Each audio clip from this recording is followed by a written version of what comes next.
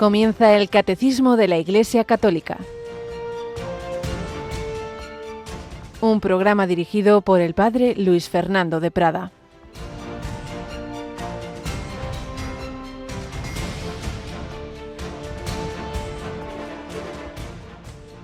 He venido a prender fuego a la tierra, y cuánto deseo que ya esté ardiendo. Con un bautismo tengo que ser bautizado, y qué angustia sufro hasta que se cumpla. Alabado sean Jesús, María y José. Muy buenos días, muy querida familia de Radio María, en este jueves 23 de octubre.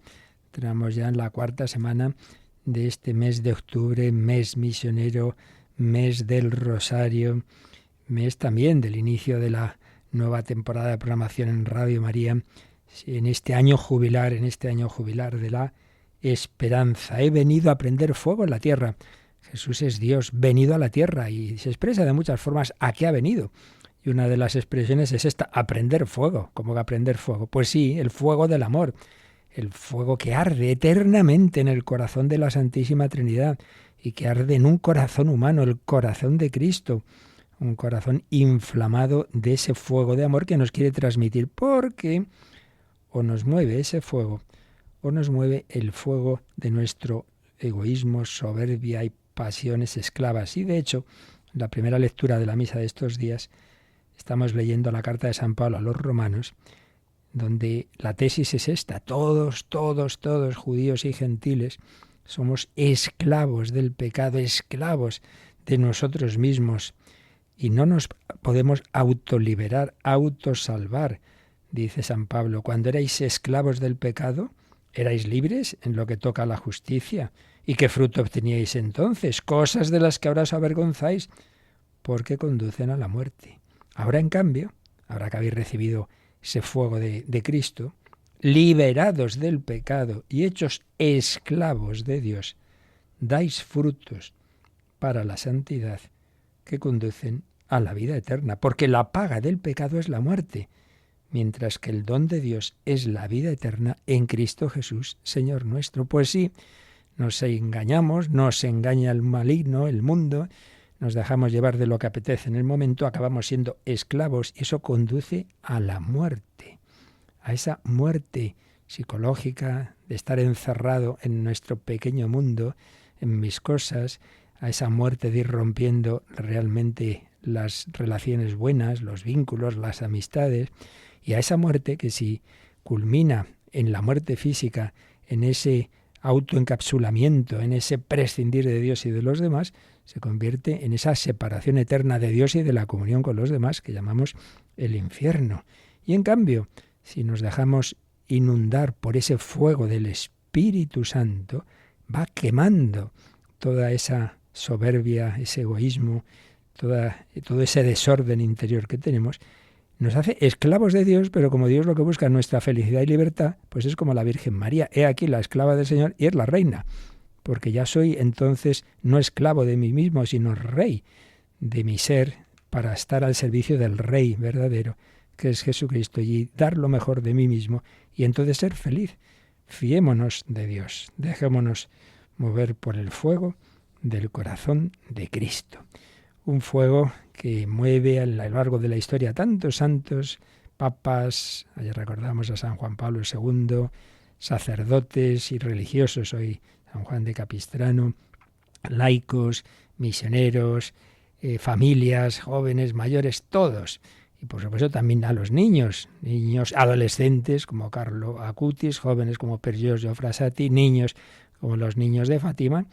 Y por cierto, esta tarde en Radio María tenemos un momento especial con niños. Nos acompaña hoy Rocío García. Buenos días, Rocío. Muy buenos días. Pues sí, tenemos una cita con los más pequeños para rezar el Santo Rosario a las 6 de la tarde, las 5, si nos escuchan desde las Islas Canarias. Ya sabéis que, sobre todo en este mes de octubre, mes del Rosario, tenemos varios rosarios especiales y que hace unos días promovía ya desde hace años Ayuda a la Iglesia Necesitada, esa unión de los niños rezando el rosario. Tuvimos uno especial el 7 de octubre en Radio María desde el Líbano, pero hoy nos unimos a esa iniciativa de rezar por la paz con los niños. Pues sí, esta tarde, en efecto, a las 6:05 en Canarias será ese rosario con los más pequeños, algunos en nuestros estudios o bien desde sus casas, pedimos por la paz.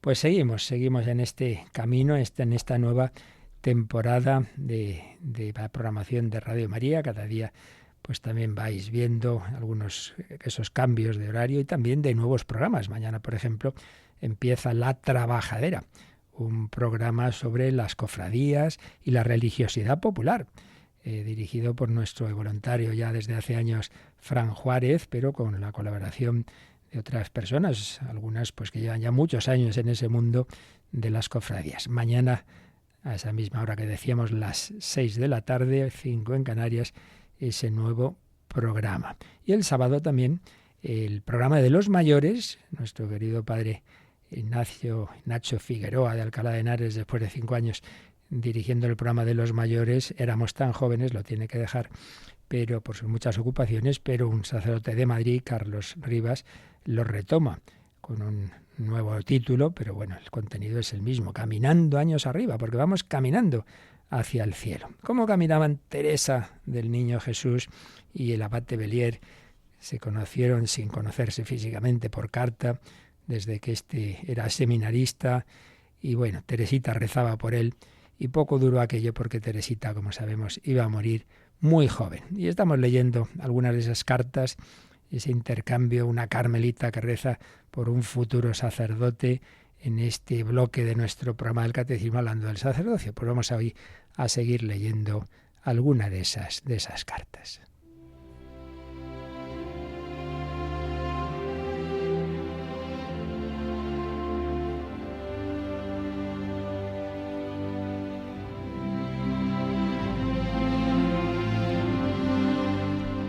Cartas a mis hermanos sacerdotes, de Santa Teresita de Lisieux, en concreto con el llamado abate Bellier, este joven con una vida muy dura desde la infancia, una familia ya de las de hoy, rota por completo, psicológicamente herido, y que luego su etapa final de la vida, pues también una enfermedad que contrae en las misiones, le afecta mentalmente, termina sus días en aquel, hoy llamaríamos hospital psiquiátrico, donde estuvo también un tiempo el padre de Santa Teresita, que había ofrecido sus sufrimientos, su enfermedad, una enfermedad también que afectó al cerebro, todo unido al Señor, pues colabora a la redención del mundo. En aquel momento no entendieron qué le pasaba a este entonces sacerdote Bellier, expulsaron de la orden, luego ya pues se fue, digamos, rehabilitado a posteriori, cuando se vio que era eso, una enfermedad. A veces personas que parece que han fracasado en su vida, pues es muy distinta a los ojos de Dios. Pero bueno, vamos a la carta que cuando ya había comunicado, que ya algo creo que leímos, Teresa a Bellier, que le quedaba poco tiempo de vida, y le responde muy triste, viendo pues eso, ¿no? Que incluso la única persona así cercana que tenía una amistad espiritual, el Señor se la va a llevar. Pero Teresita vuelve a escribir porque en la carta anterior pensaba que iba a ser inminente, luego no lo fue tanto, pero vamos, tampoco iba a vivir mucho más después de esta carta del 18 de julio de 1897, que vamos a leer, no sé si entera, pero al menos la comenzamos. Mi pobre y querido hermanito. Vemos esa confianza que, a pesar del gran trato reverencial que suelen tener las religiosas, las carmelitas en concreto, pues Teresita tenía estas confianzas. Mi pobre y querido hermanito. Su dolor me llega al alma, ese dolor por ver que Teresa iba a morir. Su dolor me llega al alma. Pero mire qué bueno es Jesús, que permite que pueda volver a escribirle para tratar de consolarlo, y seguro que no será la última vez.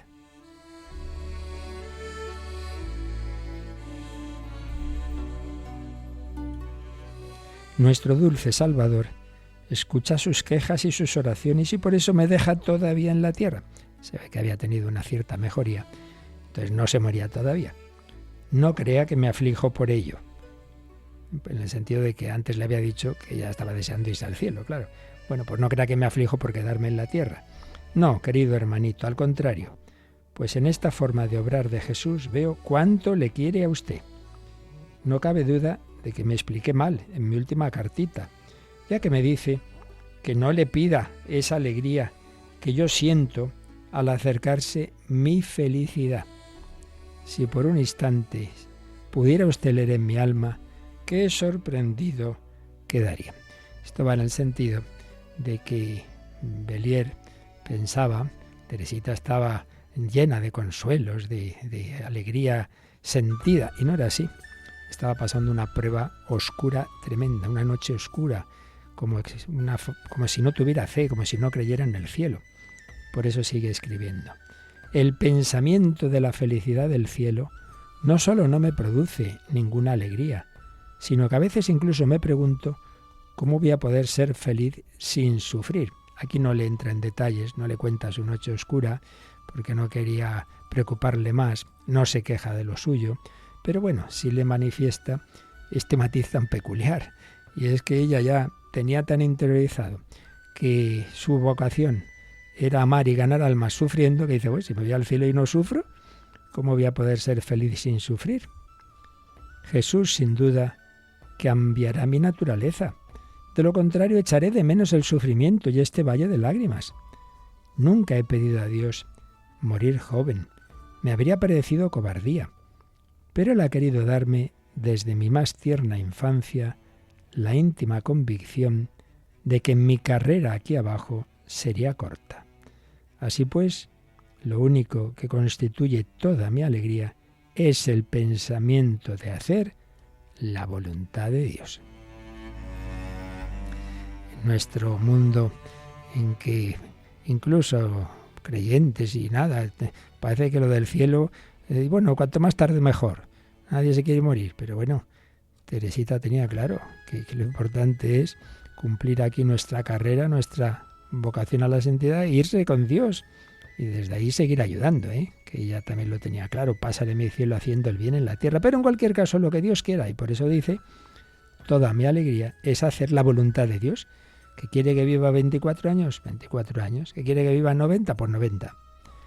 Querido hermanito, cómo me gustaría verter en su alma el bálsamo del consuelo. Pero lo único que puedo es hacer mías las palabras de Jesús en la última cena. No creo que se ofenda, pues soy su esposa, y por consiguiente sus bienes son míos. También qué precioso. Esa confianza que tenía con Jesús. Soy la esposa de Cristo, por lo suyo es mío. Esto, pues todo cristiano lo podemos decir.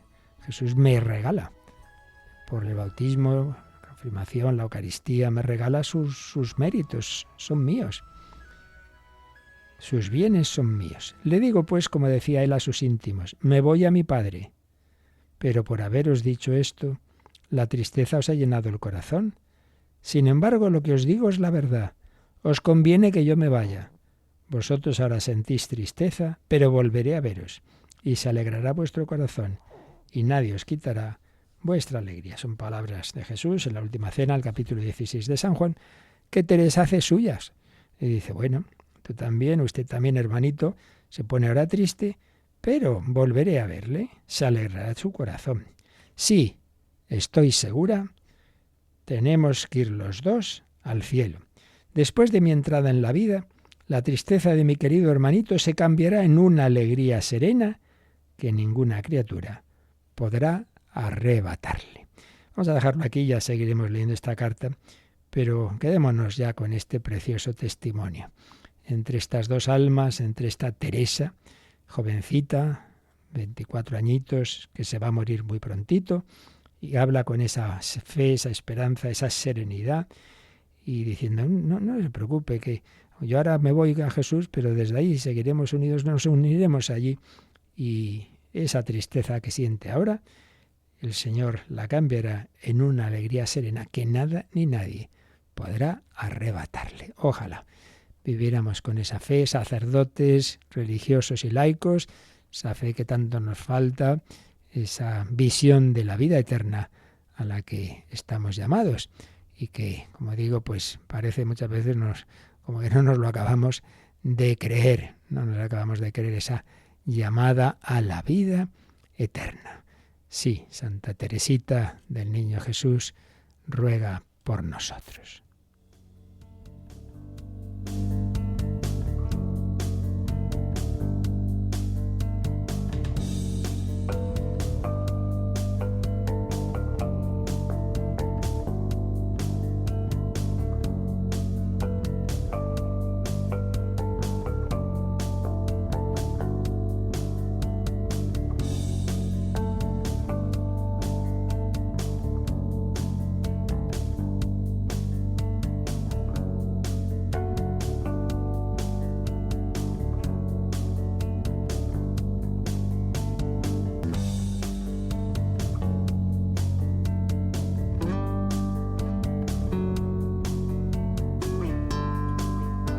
Y para ello, para llegar a ese destino, el único camino es Jesucristo, camino, verdad y vida, sacerdote, profeta y rey. Y estamos viendo ese sacerdocio de Cristo, preparado, anticipado en el Antiguo Testamento, cumplido, realizado plenamente en él, pero participado ya en la época de la Iglesia, a través de esa Iglesia que es su cuerpo místico, participado por dos cauces. Estamos viendo dos modos de participar en el único sacerdocio de Cristo. El sacerdocio bautismal común de los fieles, por el bautismo y confirmación, todos unidos a Cristo, sacerdote, profeta y rey, llamados a ejercitar ese sacerdocio con la ofrenda de nuestra propia vida, de nuestro sacrificio, de nuestra oración, uniendo nuestra vida al sacrificio de Cristo en la Santa Misa, en esa gotita de agua que se incorpora al vino.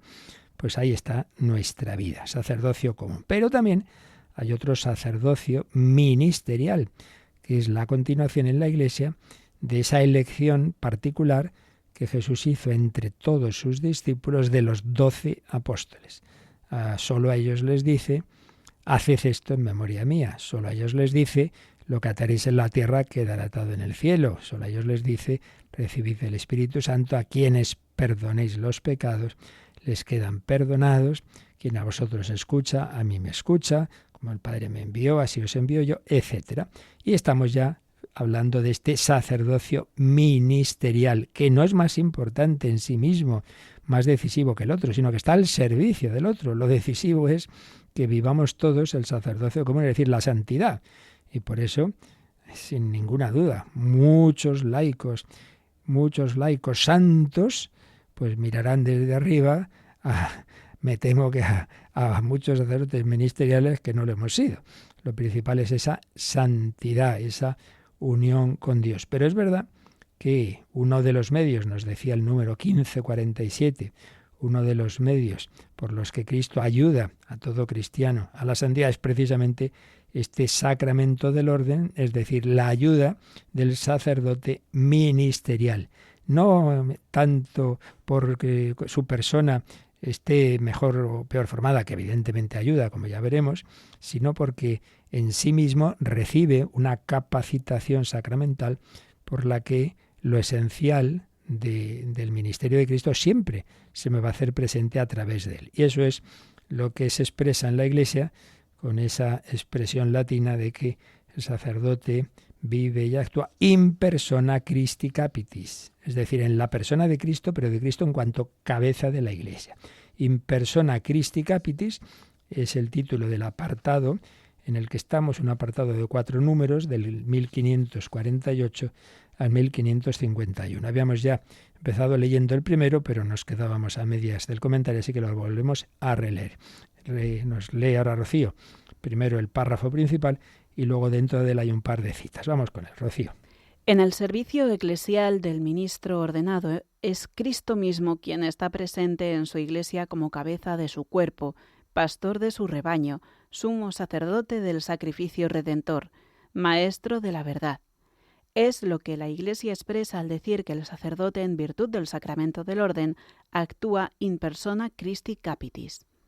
Es lo que expresa la Iglesia con esa expresión. El sacerdote actúa in persona Christi capitis. Y entre paréntesis nos pone las citas o las referencias a 4 documentos del Vaticano II. El más importante, la Lumen Gentium, y de él nos pone 2 capítulos, el 10 y el 28, la Constitución sobre la liturgia, Sacrosanctum Concilium 33, un decreto sobre los obispos, Christus Dominus, capítulo 11, otro sobre los presbíteros, Presbyterorum Ordinis, en fin, una serie de referencias. Pero simplemente vienen ahí las referencias, pero luego lo que nos pone son 2 citas, eso sí, nos copia 2 frases o 2 párrafos de 2 documentos, uno del magisterio de la Iglesia, pero ya más anterior, del Papa Pío XII, en la encíclica Mediator Dei, y otro del gran doctor de la Iglesia, Santo Tomás de Aquino. A ver, el texto de Pío XII, ¿qué dice, Rocío?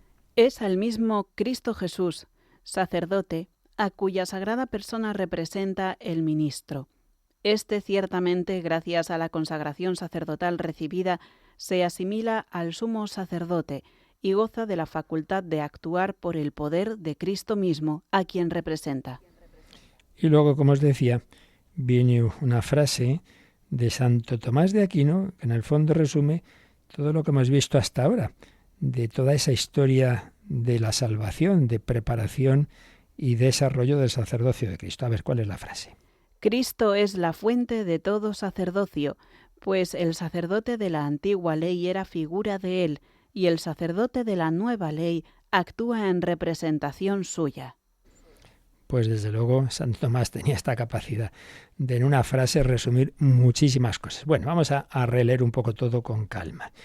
En primer lugar, qué bonitas esas expresiones del párrafo inicial del 1548, cuando dice, y esto es lo que tenemos que pedir al Señor, esa fe, ¿no? Ver con esta fe a todo sacerdote, que en él es Cristo mismo quien está presente, pero está presente, fijaos las expresiones, ¿no?, con estos matices. El que se me hace presente en el sacerdote es Cristo como cabeza de su cuerpo místico. Él es la cabeza, no es uno más. Por tanto, mira, ahí me viene la autoridad. Voy a fiarme de lo que me dice Cristo a través de este ministro, cabeza de su cuerpo, pastor de su rebaño. Aquí en la parroquia todos hacemos lo que nos da la gana. Hombre, no, hay un pastor que evidentemente no debe ser un déspota, pero es un pastor. Sumo sacerdote del sacrificio redentor. Lo más importante que puede hacer el sacerdote es celebrar esa santa misa en la que nos incorporamos a su celebración, cada uno desde su puesto y su vocación, pero el que realmente, el único que tiene la capacidad de decir esas palabras fundamentales que hacen presente a Cristo y su sacrificio es el sacerdote. Es el sumo sacerdote del sacrificio redentor el que dice, esto es mi cuerpo. Maestro de la verdad. El sacerdote no debe ir ahí a decir sus ideitas, sus opiniones, sino la verdad que nos ha revelado Cristo y que la Iglesia nos transmite. Esto es lo que nos dice este primer párrafo, y todo ello se resume en esa expresión de que el sacerdote, en cuanto sacerdote, actúa in persona Christi capitis. Yo estoy como metido en la cabeza, en ese Cristo cabeza del cuerpo místico. Y esto lo decía Pío XII en ese párrafo de la encíclica Mediator Dei, que nos ha leído Rocío y que ahora yo voy releyendo. Dice, es el mismo Cristo Jesús sacerdote, a cuya sagrada persona representa el ministro. Yo soy como una especie de embajador que represento a mi gobierno, a mi estado, pues sacerdote es eso, yo represento a Jesucristo, a Cristo sacerdote, y el ministro, el sacerdote, ¿cómo? ¿Por qué lo representa? Porque ha recibido, dice, la consagración sacerdotal. ¿Cuándo? Pues en el sacramento del orden. Ahí ha recibido por la imposición de manos y la invocación al Espíritu Santo con una oración que se llama oración consecratoria, pues ahí donde recibimos esa configuración con Cristo. Yo recuerdo muy bien ese momento de la ordenación sacerdotal, allí en el presbiterio, ante el retablo de la catedral de Toledo. Primero el obispo nos iba imponiendo las manos a todos los que íbamos a ser ordenados sacerdotes aquel día 12. Bueno, y luego nos quedamos ya de rodillas. Y estando ahí de rodillas, el obispo rezaba una oración ya común a todos, invocando al Espíritu Santo que realizara en nosotros esa configuración con Cristo sacerdote, y entonces quedará nuestra alma marcada por lo que llamamos ese carácter sacramental del sacerdocio. Entonces, el sacramento del orden, como ya veremos, se realiza por la unión de ambos aspectos. Ese gesto material de imposición de manos que se había hecho antes, y luego por esa oración. Cuando ya la imposición de manos está hecha y luego se dice la oración, y dentro de la oración el ritual indica un párrafo central que ya en su momento leeremos, que es el decisivo, pues en ese momento yo me acuerdo que al terminar ese párrafo yo pensé, ya soy sacerdote, algo ha cambiado en mí, ya no soy el mismo. Ahora en mí ya hay una presencia especial de Cristo. Si 2 horas antes alguien me dice, ¿me puede confesar? Yo, pues no puedo.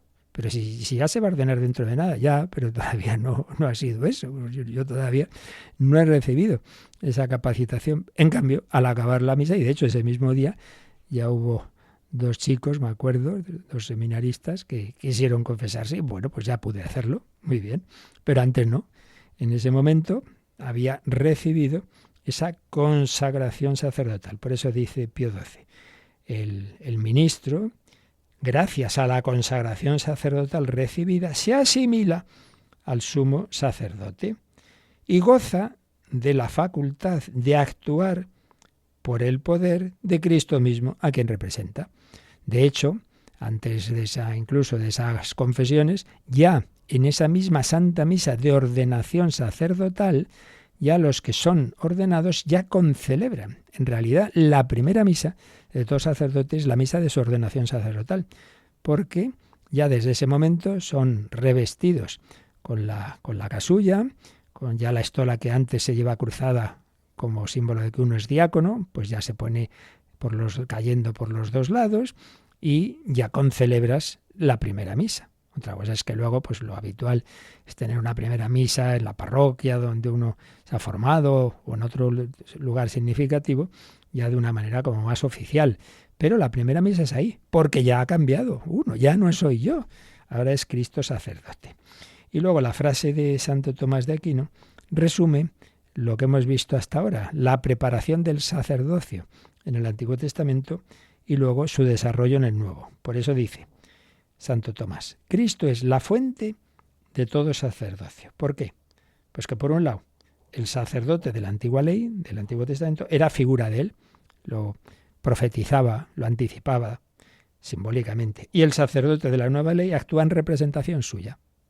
Uno lo preparaba, lo profetizaba, era símbolo del que iba a venir, y el otro hacemos presente al que ya vino. Por tanto, Cristo siempre en el centro. Bueno, enseguida profundizamos un poquito en esto, pero vamos de nuevo a agradecer al Señor que no nos deja solos, que Él está siempre presente y que yo acudo a Él en la persona del ministro, no porque sea muy simpático o no, sino porque en Él yo recibo la gracia de Cristo, porque Él actúa in persona Christi.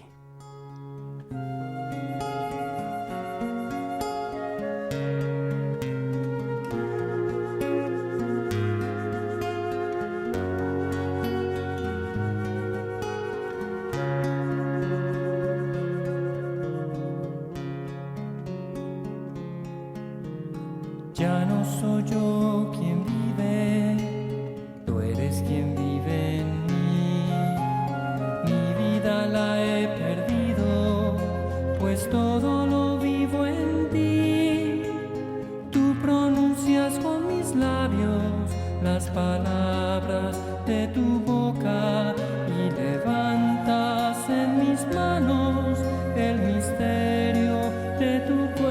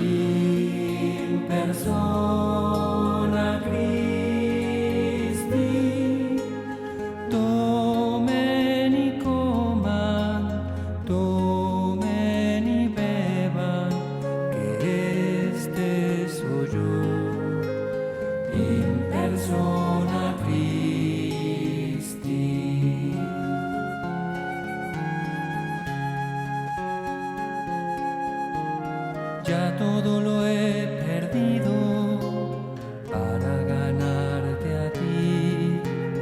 Y ahora lo tengo todo, pues todo lo tengo en ti. Con tu amor me has seducido y me dejé seducir. Mi corazón encendido arde de amor por ti. Solo quiero conocerte y solo para ti vivir. In persona Christi, in persona Christi. Este es mi cuerpo, esta es mi sangre, in persona Christi. Tomen y coman, tomen y beban, que este soy yo, in persona Christi.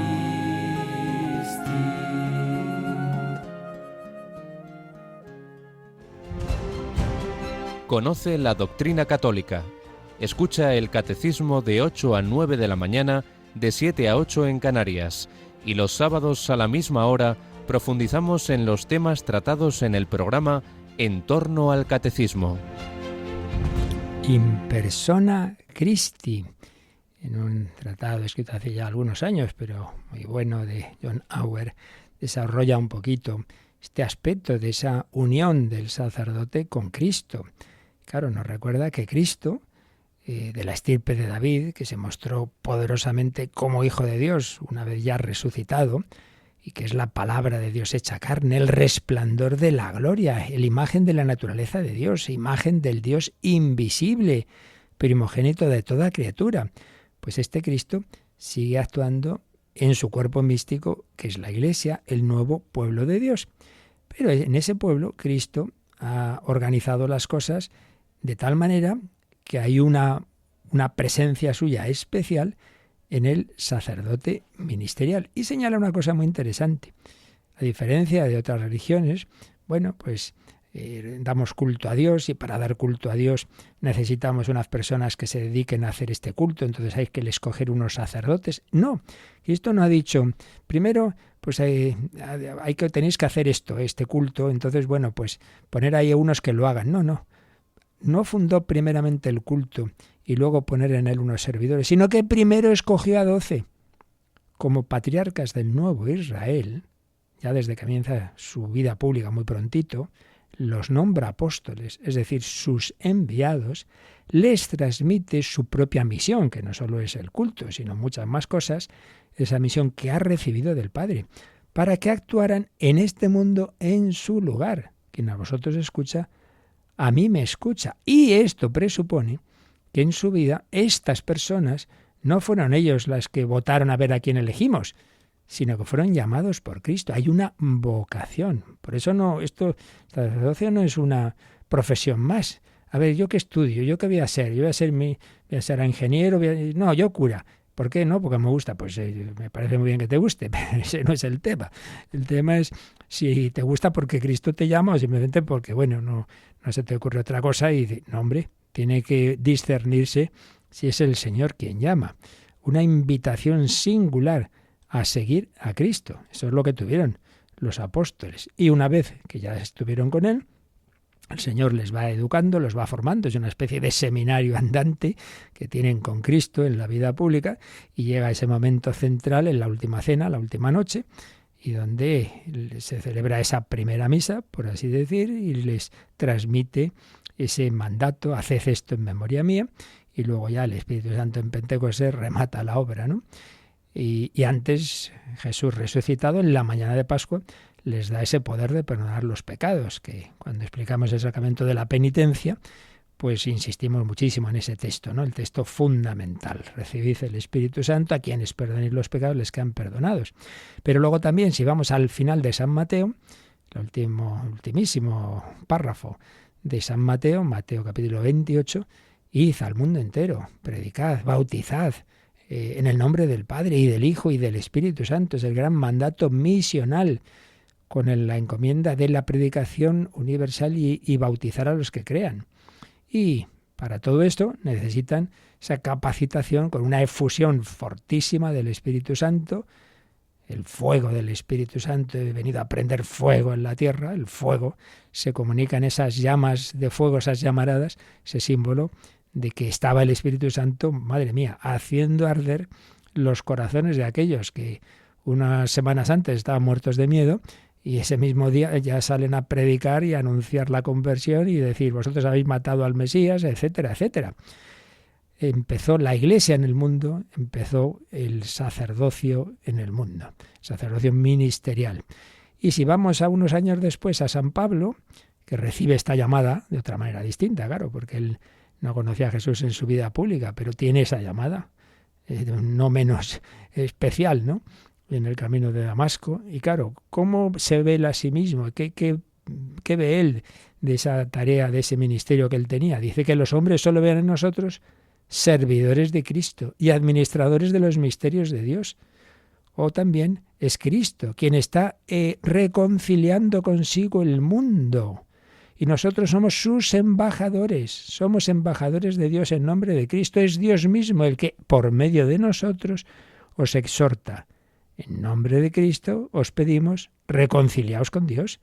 O sea, a través de él era consciente de que era Dios mismo quien invitaba a todo el mundo a la conversión. En nombre de Cristo, reconciliaos con Dios. Y a los romanos les escribía que Dios le había dado la gracia del apostolado para ser un ministro de Cristo Jesús con respecto a los gentiles, ejerciendo un servicio sacerdotal del Evangelio de Dios, de modo que los gentiles sean ofrenda aceptable a Dios, santificada en el Espíritu Santo. Madre mía, párrafo muy teológico, Romanos 15, 16. Por tanto, una configuración con Cristo, por supuesto, para el servicio de los demás. Pero no hay que olvidar nunca esto, ¿eh? Sí, para el servicio de los demás, pero que presupone una unión personal del sacerdote con Cristo. Si el otro sacramento al servicio de la comunidad que veremos después, que es el del matrimonio, obviamente presupone una vinculación personal entre el hombre y la mujer, en el sacerdocio, en el orden sacerdotal, hay también esa vinculación personal, pero es directamente con Cristo esposo. O sea, no es simplemente soy ordenado sacerdote para hacer no sé qué labor. Sí, hay una labor, pero que presupone un vínculo personal. Si no, ahí algo falla, porque todo corazón humano necesita una unión, una entrega personal, un descansar el corazón. En el matrimonio es a través de la mediación del esposo humano, y en el sacerdocio es de una manera directa en Cristo. Pero se presupone siempre esa vinculación personal entre Cristo y el sacerdote. Y el matrimonio, los padres de familia tienen hijos, bueno, pues también el sacerdote recibe a través de ese ministerio suyo ese instrumento de paternidad espiritual. Entonces, por eso se le llama padre, pero ya sabemos que solo hay un padre en último término, el Padre del Cielo. Esto vale tanto para seglares como para el sacerdote y religioso, sí, pero esa paternidad se hace presente, se participa de diversas formas, y una de ellas es esta, es la forma sacerdotal. Por eso los propios apóstoles a veces llaman hijos míos, hijitos. Claro, porque hay una paternidad espiritual que presupone una vinculación personal del sacerdote con Jesucristo. Servicio personal con Cristo, una unión con Él, y hace presente a Cristo de cara a los demás. Por eso, cuando falla esa relación personal, cuando uno va dejando la unión con el Señor, la oración, etcétera, se dedica a hacer muchas cosas, al final se va perdiendo el sentido y las cosas pueden acabar muy mal, por desgracia. Bien, pues antes de pasar al siguiente número, Rocío, vamos a hacer caso a lo que siempre nos dice el Catecismo, de qué temas que ha tratado en un número nos dice, bueno, que esto ya hablamos antes, vamos a relacionar esto con otros números. Y nos sugiere que miremos, en primer lugar, el número 875, porque si estamos hablando de esa presencia, de hacer presente a Cristo, pues nos dice el catecismo, ojo, que ya cuando hablamos en el credo de la Iglesia y de la constitución jerárquica de la Iglesia, ya dijimos cosas sobre esto. Y en concreto hay un número larguito, pero por lo menos lo leemos, que nos da el fundamento del ministerio eclesial. 875, vamos con él. ¿Cómo creerán en aquel a quien no han oído? ¿Cómo oirán sin que se les predique? ¿Y cómo predicarán si no son enviados? Nadie, ningún individuo ni ninguna comunidad puede anunciarse a sí misma el Evangelio. La fe viene de la predicación. El enviado del Señor habla y obra no con autoridad propia, sino en virtud de la autoridad de Cristo, no como miembro de la comunidad, sino hablando a ella en nombre de Cristo. Nadie puede conferirse a sí mismo la gracia, ella debe ser dada y ofrecida. Eso supone ministros de la gracia, autorizados y habilitados por parte de Cristo.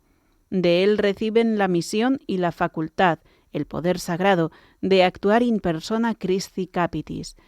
Este ministerio, en el cual los enviados de Cristo hacen y dan por don de Dios lo que ellos por sí mismos no pueden hacer ni dar, la tradición de la Iglesia lo llama sacramento. El ministerio de la Iglesia se confiere por medio de un sacramento específico. Bueno, pues como veis aquí la idea clave es que los hombres no nos podemos dar a nosotros mismos el Evangelio y la gracia, claro. Como uno no se da a sí mismo la vida, la recibe de los padres. Y uno no se da a sí mismo pues tantas cosas que necesitamos recibir de otros, porque somos seres sociales y recibimos de otro. Bueno, pues eso es verdad en muchísimos campos humanos, con más motivo en el orden sobrenatural, porque los seres humanos no podemos producir la gracia sobrenatural. Eso solo puede hacerlo Dios nuestro Señor, y lo hace a través de las mediaciones que Él mismo ha establecido. Y qué preciosidad ese texto de San Pablo con el que empezaba este número, al capítulo 10 de la Carta a los Romanos. ¿Cómo creerán en aquel a quien no han oído? Pero ¿cómo irán sin que se les predique? ¿Y cómo predicarán si no son enviados? Pues Pablo era enviado por aquel que le había convertido para que otros oigan el anuncio de Cristo, se conviertan y entonces se encuentren con Cristo. Pero necesitan recibir ese anuncio, esa buena noticia que Jesús hizo personalmente en su vida pública, terrena, y ahora la hace a través de sus enviados. Y el otro número que nos sugiere el Catecismo que repasemos es el 792, 792. Entonces, este número también está dentro de la parte relativa a la Iglesia. El credo, como sabemos, pues está estructurado en tres partes: Dios Padre, Dios Hijo y Dios Espíritu Santo, pero dentro de la parte del Espíritu Santo, la gran obra del Espíritu Santo es la Iglesia. Entonces, como hemos dicho que Cristo es cabeza del cuerpo místico, por eso dice, vamos a recordar lo que dijimos sobre Cristo, cabeza de ese cuerpo. Claro, ahí hay varios números, pero el primero de ellos, que es el que nos sugieren repasar, es el 792. Cristo es la cabeza del cuerpo, que es la Iglesia. Es el principio de la creación y de la redención, elevado a la gloria del Padre. Él es el primero en todo, principalmente en la Iglesia, por cuyo medio extiende su reino sobre todas las cosas. Por eso, la típica historia, no, sí, yo creo en Dios, pero no en la Iglesia, no en los curas. Decimos, hijo, si no es yo creo en Dios, el Dios que tú te imaginas, el que tú te creas en tu cabeza. No, el Dios verdadero es el que ha hecho las cosas como las ha hecho. Y las ha hecho haciéndose hombre en Jesucristo y prolongando esa encarnación, esa misión, esa predicación y todo lo demás a través de la Iglesia. Luego los siguientes números, después del 792, así solamente el titular de cada uno de ellos, desarrollando esta última frase que dice de que a través de la Iglesia Cristo extiende su reino sobre todas las cosas y explica estos aspectos. En primer lugar, Él nos une a su Pascua. Claro, porque la redención de Cristo, el cristianismo, decía un sacerdote que yo conocí, dice, es la religión más sencilla y más concreta que existe, porque se resume en una persona y en un hecho, en un acontecimiento. Una persona, Cristo, Dios siempre verdadero. Un hecho, el misterio pascual. El Hijo de Dios se ha hecho hombre, ha vivido, sufrido, muerto, resucitado, y enviado desde la derecha del Padre el Espíritu Santo. Ese es el misterio pascual. Entonces Cristo nos une a su Pascua a través del sacerdote que nos bautiza, que nos confirma, etc. Todos los miembros pues estamos llamados a asemejarnos con Cristo hasta que, dice San Pablo en Gálatas 4:19, hasta que Cristo esté formado en ellos. Y por eso dice la Lumen Gentium, somos integrados en los misterios de su vida. ¡Qué bonito! Cristo nace en Belén. El cristiano nace a la vida sobrenatural en el bautismo. El niño Jesús va creciendo, confirmación, va creciendo, se va alimentando, nos alimentamos de Cristo en la comunión. Pero, pues el niño Jesús pudo caerse y la Virgen lo corregiría, hay que curarle. Y nosotros nos caemos espiritualmente y se nos curan las heridas de los pecados con sacramento de la penitencia y las de la enfermedad grave con la unción de enfermos. Sacramentos de curación que vimos en el bloque anterior. Y luego Cristo llega a esa plenitud de su vida, en la vida pública, ejerce ese ministerio. Bueno, y recordemos el primer gran milagro, lo hace en una boda, pues ahí sí está hablando ya de esos sacramentos al servicio de la comunidad que recibimos, sea el sacramento del orden sacerdotal, los llamados a ese ministerio, sea en el matrimonio. Cristo nos une a Él, a su misterio pascual, dice también el 794, provea nuestro crecimiento, esto que decíamos, uno va creciendo espiritualmente de una manera muy particular a través de los sacramentos y con la ayuda de ese sacerdote. Ojalá todos tuviéramos ese sacerdote amigo, compañero, confesor, director espiritual que nos va ayudando. Pues como uno en una carrera siempre necesita uno, ojalá, ese tutor que te va acompañando. Y luego también el 795 nos decía que Cristo y la Iglesia forman lo que San Agustín llamaba el Cristo total, Christus totus, Cristo total, la cabeza y los miembros. Somos los miembros, Cristo es la cabeza, pero los miembros que tenemos el ministerio sacerdotal tenemos una especial vinculación con Cristo cabeza, porque a través de este nuestro ministerio todos los demás reciben esa gracia de Cristo cabeza. También yo la recibo de otro sacerdote, yo no me puedo confesar a mí mismo. Una chica hace años tenía la falsa idea, claro, es que los curas, claro, hay que confesarse y ellos no se confiesan. ¿Y a ti quién te ha dicho eso? También yo me confieso con otro sacerdote. Yo también necesito que Cristo me dé su perdón a través de otro sacerdote, porque repito, aquí la clave está en que yo no soy autosuficiente, yo no me doy a mí mismo la vida, ni la natural ni la sobrenatural. Necesito recibirla de Dios a través de mis padres, a través de mis padres espirituales, etcétera, etcétera. Bueno, pues con eso terminamos el comentario de este número 1548, que es el primero de este apartado, que nos dice que el sacerdote ministerial, su ser y su actuación tiene su sentido porque no es él, sino que actúa in persona Christi capitis. Recordemos siempre en persona, en la persona de Cristo. No soy yo, fulanito, sino Cristo en mí. Pues de nuevo, como siempre, damos gracias por todo ello y tenemos unos minutitos para ese momento de oración, de reflexión y para quien quiera también de consulta, como ahora nos van a recordar.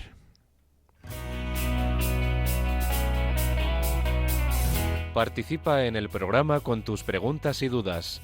Llama al 91005-9419, 91005-9419. Puedes escribir un mail a catecismo@radiomaria.es o escribirnos un mensaje al teléfono de WhatsApp 668-594-383, 668-594-383.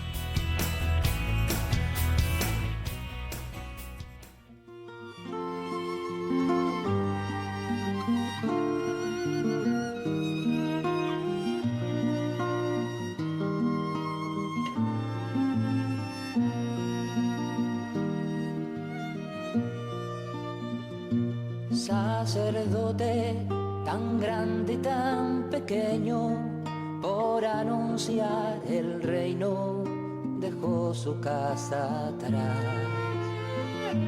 Sacerdote, la vida pone en juego, pastores para el pueblo, un guía a la verdad.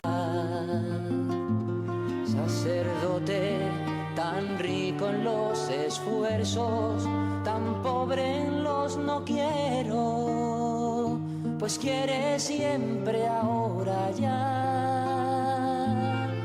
Pastor con el buen pastor, al pie de la cruz, con el que está en cruz, lámpara de luz en la oscuridad, en sus manos da el pan de vida. Pastor con el buen pastor, al pie de la cruz, con el que está en cruz, lámpara de luz en la oscuridad, en sus manos da el pan de vida.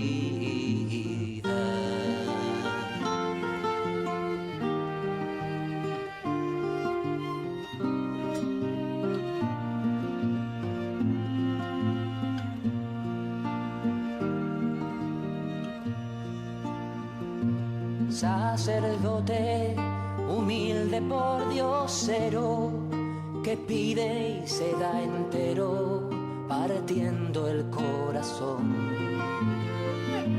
Sacerdote, discípulo y maestro, prudente consejero, ministro y servidor.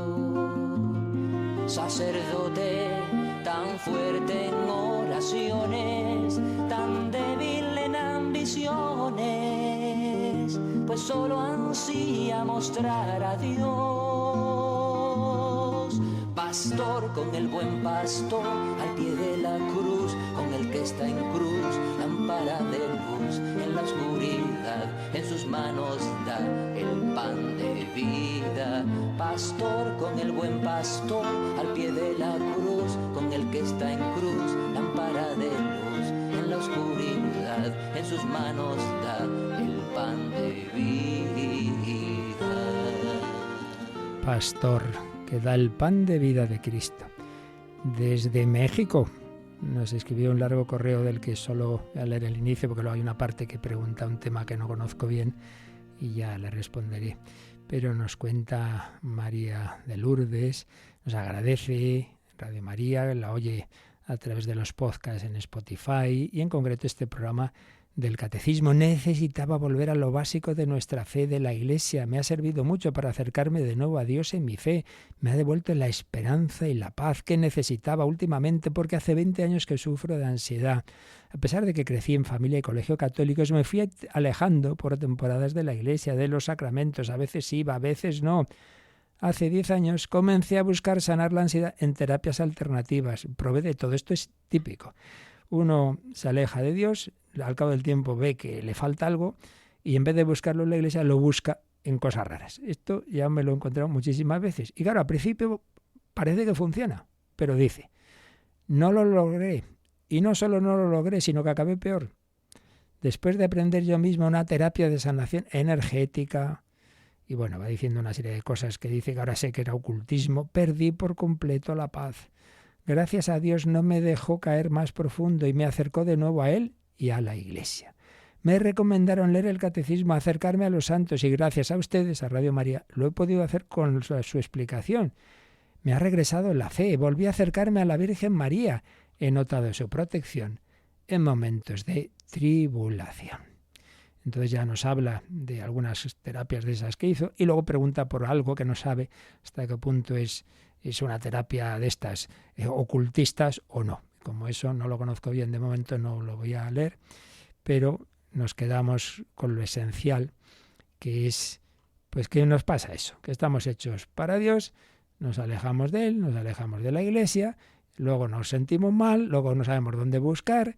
Repito, esta historia la he encontrado muchas veces y como me decía dice, un buen día dije, bueno, estoy buscando en 40 sitios.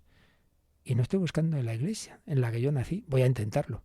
Lo intentó y se encontró por la divina providencia con Radio María y volví a la Iglesia. Pues es lo que nos cuenta también Lourdes desde México, a la que le agradecemos muchísimo su correo.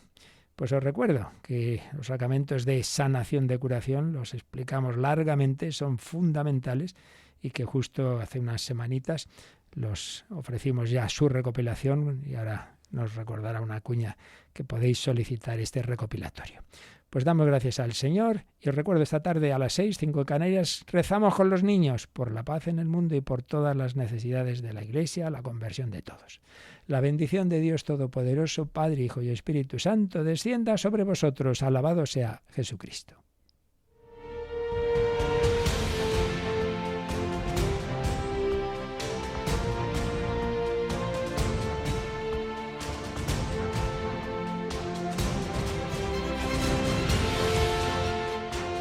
Han escuchado en Radio María el Catecismo de la Iglesia Católica, un programa dirigido por el Padre Luis Fernando de Prada.